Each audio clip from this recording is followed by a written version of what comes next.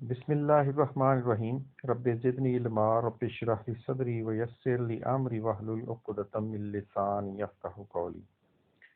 Students, हम partnership accounting को discuss कर रहे हैं, ठीक है, फाइनेंशियल अकाउंटिंग 2 के सब्जेक्ट के अंदर।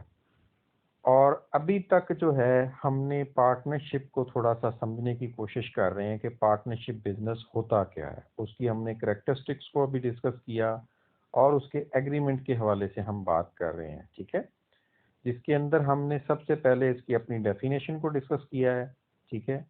और उसके बाद जो है अभी जो है हम अपनी पार्टनरशिप को डिस्कस किया पहले कि पार्टनरशिप जो है क्यों फॉर्म की जाती है, ठीक है। पार्टनरशिप का बिजनेस जो होता है उसका मालिक कौन होता है, इस चीज़ को हमने जो है रिस्पॉन्ड किया। और उसके बाद फिर हमने ये देखा कि बिजनेस को मैनेज कौन करता है, क्यों उसके जो है हम फॉर्म करते हैं, इसकी तमाम कैरेक्टरिस्टिक्स को हमने देखा, ठीक है।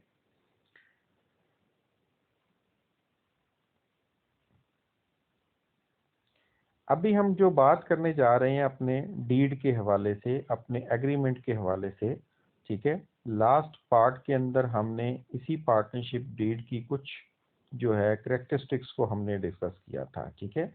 अब हम ज़रा थोड़ा सा इसके अंदर इसके जो एग्रीमेंट के जो कंटेंट्स हैं उनको हम मज़ीद थोड़ा सा डिटेल से डिस्कस करेंगे। सबसे पहली जो चीज़ इसमें आ जाती है वो है कैपिटल।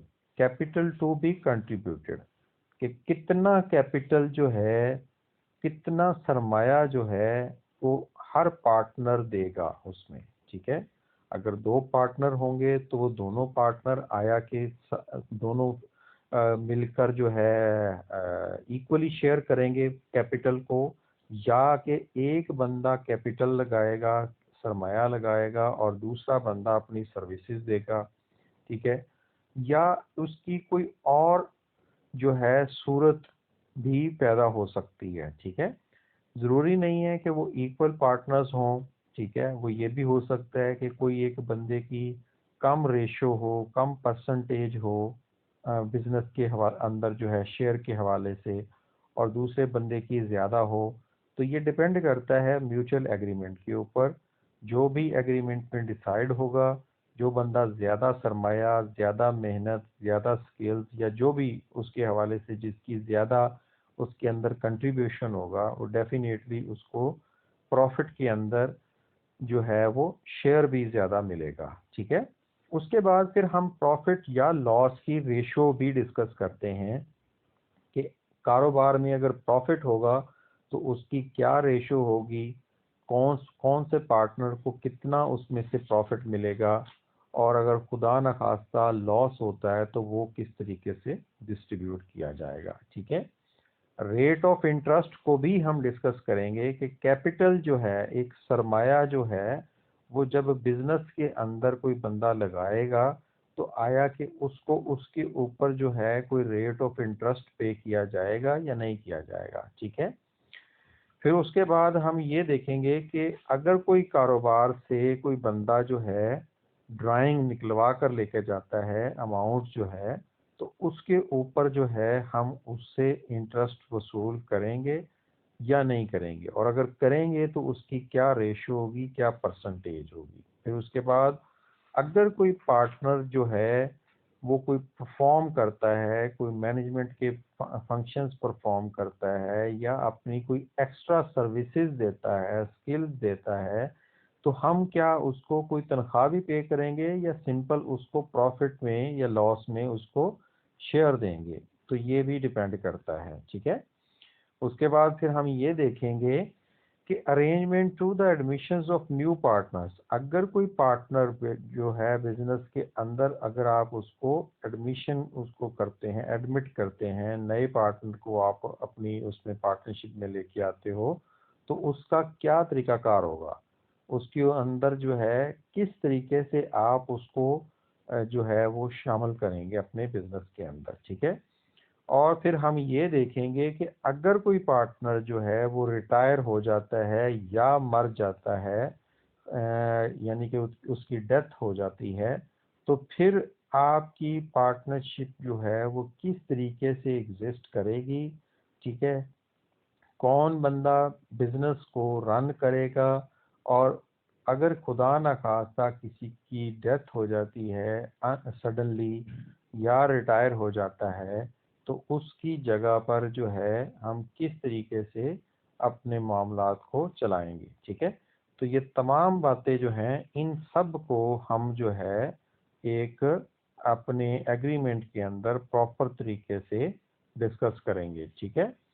कैपिटल कंट्रीब्यूशन जो है अभी मैं डिस्कस कर चुका हूँ कि कैपिटल जो कंट्रीब्यूशन है उसको हम जो है अपने एग्रीमेंट के अंदर जो है बाकायदा तौर पर इसको नोट डाउन भी करते हैं। पार्टनर्स जो हैं वो ज़्यादा कैपिटल भी दे सकते हैं और कम भी दे सकते हैं, और जितनी रेशियो वो देंगे, जिस परसेंटेज के मुताबिक वो देंगे, उसके मुताबिक जो है उनको उनके प्रॉफिट में से इंटरेस्ट अपना उसका शेयर जो है वो मिल जाएगा, ठीक है। अगर कोई कैपिटल जो है कोई बंदा लगाता है तो उसके ऊपर हम जो है उसको इंटरेस्ट की फॉर्म के अंदर प्रॉफिट अपना इंटरेस्ट वगैरह भी पे करते हैं, ठीक है। और उसकी बाकायदा तौर पर जो है हम जो है ट्रांजैक्शंस करते हैं, उसको रिकॉर्ड करते हैं, और वो हमारे प्रॉफिट या लॉस के हवाले से प्रॉफिट या लॉस अकाउंट जो होता है उसके अंदर उसको बाकायदा तौर पर लिखा जाता है, ठीक है। उसके बाद ड्राइंग अगर हो कारोबार के अंदर, अगर कोई आपने बिजनेस से पार्टनर अपना कोई निकलवा कर पार्टनर लेके जाता है कोई चीज़ की शक्ल में, कोई पैसों की शक्ल में, तो हम उसके ऊपर इंटरेस्ट उससे वसूल करते हैं। अब ये जो इंटरेस्ट होता है ये प्रॉफिट होता है कारोबार के लिए, एक इनकम होती है, इसको हम प्रॉफिट एंड लॉस अकाउंट की इनकम वाली साइड के अंदर लिखते हैं, ठीक है। जबकि जो अगर उसने को कैपिटल के ऊपर जो है इंटरेस्ट अगर कारोबार से पे किया जा रहा है, तो ये कारोबार के लिए एक नुकसान या लॉस की कंडीशन होती है, जो कि प्रॉफिट एंड लॉस अकाउंट के अंदर जो है लॉस वाली साइड पर लिखा जाता है, एक्सपेंसेस वाली साइड पे लिखी जाती है चीज़ जो है, ठीक है। पार्टनरशिप की सैलरी जो है, अब ये सैलरी जो है ये भी हम मैं पहले डिस्कस कर चुका हूँ कि डीड के मुताबिक डिस्कस होती है। जो एग्रीमेंट के अंदर हम म्यूचुअली डिसाइड कर लेते हैं या तमाम पार्टनर्स मिलकर जो हम डिस्कस कर लेते हैं उसके मुताबिक सैलरी पे कर दी जाती है, ठीक है। उसके बाद आ जाता है एलोकेशन ऑफ अर्निंग्स। ये वही प्रॉफिट की जो है वो हम किस तरीके से अर्निंग की रेशो जो है वो डिवाइड करेंगे, किस तरीके से हम उसको अपने प्रॉफिट या लॉस को डिस्ट्रीब्यूट करेंगे। अब इसकी जो एलोकेशन होती है वो तीन तरह से होती है, उसको तीन तरीकाकार होते हैं। पहली जो इसका तरीकाकार होता है वो ये होता है कि स्टेटेड फ्रैक्शनल बेसिस, जो भी एक परसेंटेज जो होती है उसकी उसके मुताबिक जो हो वो उनको डिवाइड हो जाती है। दूसरा होता है कैपिटल जितना जिस बंदे ने लगाया होता है उसके मुताबिक उनको रेशो डिस्ट्रीब्यूट हो जाती है। और तीसरी होती है सैलरी या इंटरेस्ट के जो अलाउंसेस होते हैं उसके मुताबिक भी एलोकेशन जो है वो कर दी जाती है, ठीक है। एडवांटेजेस हम पहले भी डिस्कस कर चुके हैं। एडवांटेजेस के अंदर सबसे पहला जो एडवांटेज है वो यही है कि ये इजीली इसको अपने बिजनेस को हम सेटअप कर सकते हैं, ठीक है। Business can gain professional help through taking on a qualified partners, ठीक है। कि नॉर्मली जो है चूंकि ज़्यादा पार्टनर्स होते हैं तो उसके अंदर को दो चार जो है वो क्वालिफाइड भी होते हैं, ठीक है। न्यू पार्टनर्स जो होते हैं जब वो आते हैं तो वो डेफिनेटली न्यू आइडियाज़ भी आते हैं हमारे पास, ठीक है। एक्स्ट्रा पार्टनर्स जो होते हैं वो जाहिर बात है कि उसकी वजह से कैपिटल भी हमारे पास आता है, ज़्यादा सरमाया इकट्ठा होता है जिससे कारोबार तरक्की करता है हमारा, ठीक है। रिस्पॉन्सिबिलिटी जो होती है वो शेयर हो जाती है, जिससे ये होता है आपका वर्कलोड या आपके हवाले से आपको डिसीजंस लेने भी आसान हो जाते हैं, ठीक है। फाइनेंसिंग जो होते हैं वो प्राइवेटली हम जो है इजीली मैनेज कर सकते हैं इससे, ठीक है। और उसके बाद जो डिवीजन होती है लेबर की वर्कलोड की वो भी एक्सपर्टीज के मुताबिक जो है वो डिवाइड हो जाती है, ठीक है। डिसएडवांटेजेस में सबसे बड़ा जो डिसएडवांटेज है वही उनका अनलिमिटेड लायबिलिटी के हवाले से होता है, ठीक है। फिर उसके बाद जो है फाइनेंस के हवाले से भी जो है वो अनलिमिटेड लायबिलिटी होती है नॉर्मली, ठीक है। तो इसको हम आप लिमिटेड भी बना सकते हैं, ये इसके डिपेंड करता है हमारे एग्रीमेंट के ऊपर, ठीक है। लैक ऑफ कंटिन्यूटी इसमें पाई जाती है कि बिजनेस के हवाले से जो है अगर कोई पार्टनर किसी की डेथ हो जाए, रिटायर हो जाए, तो बिजनेस भी या पार्टनरशिप हमारी ख़त्म हो जाती है, ठीक है। उसके बाद नो कंसल्टेशन रिक्वायर्ड, कि हम जो है डीड के हवाले से अक्सर जो है वो कंसल्टेशन नहीं ली जाती, जिसकी वजह से क्या होता है कि पार्टनरशिप जो होती है वो फ्लॉप हो जाती है, ठीक है।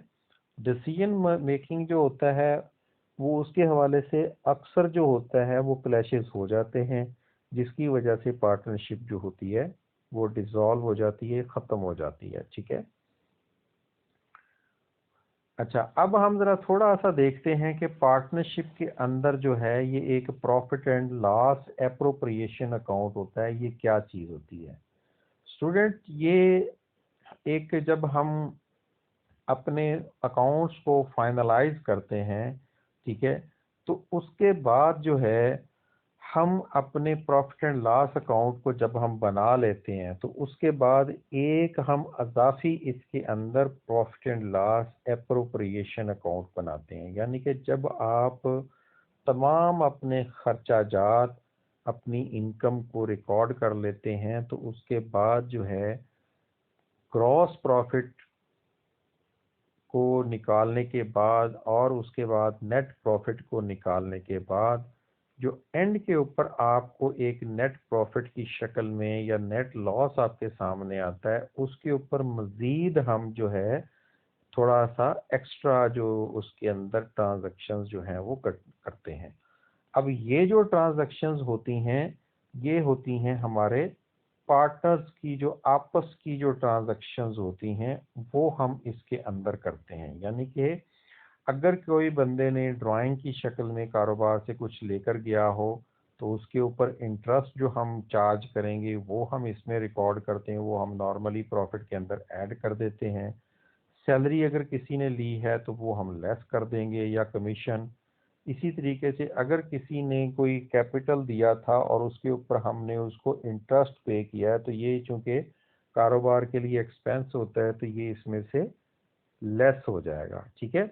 एंड के ऊपर जो प्रॉफिट बचता है वो हम उसको बाकायदा तौर पर पार्टनर्स के अंदर डिस्ट्रीब्यूट कर देते हैं उनकी परसेंटेज के मुताबिक या उनकी एग्रीड जो रेशो होती है उसके मुताबिक। बैलेंस शीट के अंदर जो है दो तरह से चीज़ें जो है वो मैनेज होती हैं। जो कैपिटल अकाउंट हम नॉर्मली बनाते हैं ये दो तरह से बनाते हैं। कैपिटल अकाउंट कौन से होते हैं, यानी कि जो मालिकान जो होते हैं, ऑनर्स जो होते हैं, उनके सरमाए के हवाले से हम जो उनका एक लेजर अकाउंट जो मेंटेन करते हैं वो दो तरह से होते हैं।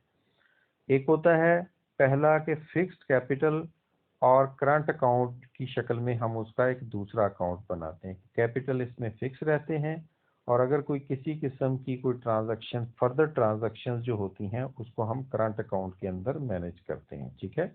और दूसरे नंबर पर जो दूसरा एक तरीकाकार होता है वो है फ्लक्चुएटिंग कैपिटल अकाउंट। कि इसमें क्या चीज़ होती है कि तमाम तरह की जो ट्रांजैक्शंस होती हैं वो एक ही जगह पे लिखी जाती हैं, कि उनका शुरू का बिजनेस का शुरू का जो सरमाया होता है वो भी वहीं पर लिखा जाता है और उसके ऊपर जो अगर मज़ीद किसी किस्म का कोई एडिशन या सब्ट्रैक्शन जो होती है वो उसमें से माइनस हो जाती है। जबकि फिक्स्ड कैपिटल के अंदर जो किसी कारोबार को शुरू करने के लिए अगर किसी पार्टनर ने कोई सरमाया लगाया था तो उसको हम सेपरेटली लिखते हैं, और उसके बाद अगर किसी ने कोई अज़ाफ़ी रकम उसमें लगाई है या वो वापस लेकर गया है तो वो जो चीज़ होती है वो हम करंट अकाउंट के अंदर मैनेज करते हैं। तो ये दो तरह से हम अपने कैपिटल अकाउंट बनाते हैं, ठीक है। अच्छा, अब हम ज़रा थोड़ा सा इसकी ये डिटेल यहाँ पर मेंशन की गई है, ठीक है। अच्छा, अब हम उसके बाद जो है थोड़ा सा इसकी एक एग्जांपल को डिस्कस कर लेते हैं। ये एक एग्जांपल है, बिजनेस है, दो शख्सों के दरमियान एक फ्रेम है और फ्रेंच के दरमियान, ठीक है। इनकी परसेंटेज की रेशियो है 3:5 और 2:5, ठीक है। ये इनका ट्रायल बैलेंस है, मुख्तलिफ किस्म की चीज़ें हैं इसके अंदर, डेटर्स, क्रेडिटर्स और कैश एट बैंक और स्टॉक अकाउंट, और इसी तरीके से सेल्स है, परचेजेज है, कैरेज आउटवर्ड, डिस्काउंट अलाउड है, लोन है और ऑफिस एक्सपेंसेस हैं, ठीक है। फिर उसके बाद सैलरीज आ जाती हैं, बैड डेट्स है, प्रोविजंस है, लोन है फ्रॉम, उसमें आपके जो इसमें फिर आ जाता है कैपिटल आ जाता है। फिर उसके बाद जो है करंट अकाउंट जो अभी मैंने आपके साथ डिस्कस किया, और फिर ड्राइंग आ जाती है, ठीक है। ये उसका पीछे वाला जितना भी था ये उसका ट्रायल बैलेंस था। अब हमने उससे रिक्वायर हमसे वो क्या कर रही है, उसकी क्लोजिंग स्टॉक है, बताया हुआ है कि दी क्लोजिंग स्टॉक कितना है, ठीक है।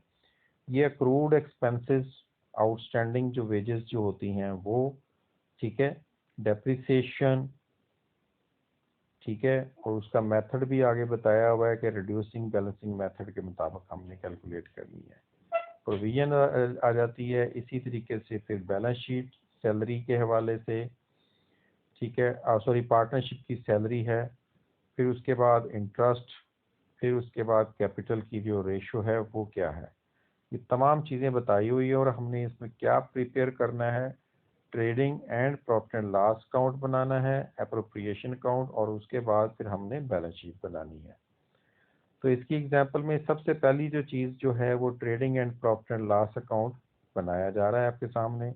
इसके अंदर जो है सिंपल सा फार्मूला है, सादा सा। सबसे पहले शुरू में हम सेल ले लेंगे और उसके बाद हम जितने भी ट्रेडिंग एक्सपेंसेस होंगे, ये हम फर्स्ट पार्ट के अंदर फाइनेंशियल अकाउंटिंग 1 के अंदर तमाम चीज़ें डिस्कस ऑलरेडी कर चुकी हैं, ठीक है। तो उसमें जितने भी हमारे क्रॉस डायरेक्ट एक्सपेंसेस होंगे वो हम यहाँ से माइनस कर देंगे, तो ये हमारे पास ग्रॉस प्रॉफिट निकल आएगा, ठीक है। फिर उस ग्रॉस प्रॉफिट में से फर्दर जो आपके इनडायरेक्ट एक्सपेंसेस होंगे वो हम यहाँ से माइनस करेंगे, ठीक है। तो फिर जो है, और साथ में यहाँ पर आपके इनकम भी, अगर कोई आपकी कोई इनडायरेक्ट हो तो वो यहाँ पे लिख दी जाएगी, ठीक है। तो तमाम जितने भी खर्चे होंगे उनको सब को जब हम यहाँ से माइनस करेंगे तो हमारे पास यहाँ पर नेट प्रॉफिट निकल आएगा।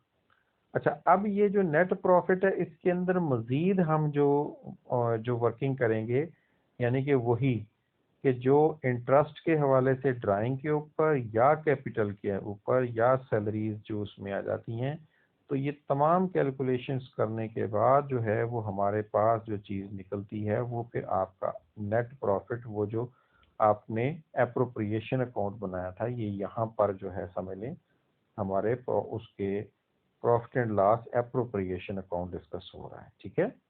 यानी कि पार्टनर्स के हवाले से जो किसी किस्म की अगर कोई ट्रांजैक्शंस की जाती हैं, जो इंटरनल ट्रांजैक्शंस होंगी, उनको हम तमाम को प्रॉफिट एंड लॉस एप्रोप्रिएशन के अंदर हम लिखेंगे, ठीक है। तो स्टूडेंट ये सिंपल सी हमारी एक डिस्क्लेयर है, उसकी जो प्रेजेंटेशन है कि किस तरीके से हम जो है अपने पार्टनरशिप बिजनेस के अंदर जो है trading and profit and loss account बनाते हैं और साथ में उसके profit and loss appropriation account भी बनाते हैं, ठीक है। जो profit and loss appropriation account होता है ये सेपरेटली भी बनाया जाता है, यानी कि यहाँ तक जब आप ये नेट प्रॉफिट कैलकुलेट कर लेते हो तो उसके बाद एक हेडिंग प्रॉपरली दी जाती है और उसका जो net profit and loss appropriation account होता है वो सेपरेट बनाया जाता है, ठीक है। और इसके साथ कंबाइनली भी बना लिया जाता है कि तमाम जो नेट प्रॉफिट आप कैलकुलेट करने के बाद जो रिमेनिंग जो ट्रांजैक्शंस होती हैं वो जब हम उसको लिखते हैं तो वो जो चीज़ होती है वो आपकी प्रॉफिट एंड लॉस आगे एप्रोप्रिएशन अकाउंट के अंदर शुमार होती है, ठीक है। बैलेंस शीट इसकी बहुत सिंपल है, क्योंकि ये बहुत सिंपल सी हमारी एग्जांपल थी, तो इस वजह से आगे मैंने इसकी बैलेंस शीट नहीं बनाई है, ठीक है। बैलेंस शीट के अंदर वही हम जो है इसके जो एसेट्स होंगे वो तमाम हम एक साइड पर ले लेंगे और इसकी जो लायबिलिटीज़ होंगी वो दूसरी साइड पर हम नोट डाउन करेंगे, लायबिलिटीज़ और प्लस कैपिटल को, ठीक है। तो दोनों साइडें जो हैं वो आपकी इक्वल आएंगी इंशाल्लाह, ठीक है। और आपका जो इसमें सिर्फ जो फ़र्क आएगा वो ये आएगा कि कैपिटल अकाउंट दो पार्टनर हैं तो दोनों पार्टनर्स का अलग-अलग कैपिटल अकाउंट लिखा जाएगा उसके अंदर, ठीक है। तो सादा सी इसकी प्रेजेंटेशन है, ठीक है। आप लोग थोड़ी सी प्रैक्टिस कीजिएगा। यहाँ तक अगर किसी को कोई स्टूडेंट कोई चीज़ ना समझ आई हो तो वो डिस्कस कर सकता है, ठीक है।